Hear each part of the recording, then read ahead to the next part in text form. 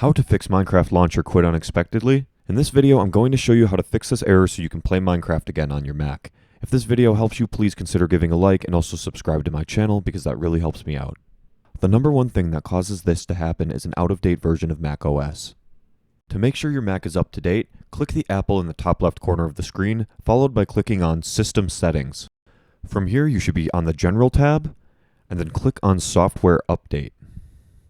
Your Mac is going to check for an update, and if there is one, I highly recommend updating it before you try launching Minecraft again. 90% of the time, this is the issue, and this is going to be what fixes it. In the event that your computer is already up to date, or it still doesn't work after updating, the best thing to do is to go into your Finder, open the Applications folder, grab Minecraft and throw it into the recycle bin, followed by emptying the trash. From here, go to the Minecraft website where you can try re-downloading it and seeing if a corrupted client might have been the issue. If your Minecraft still doesn't work after this, try going to bugs.mojang.com.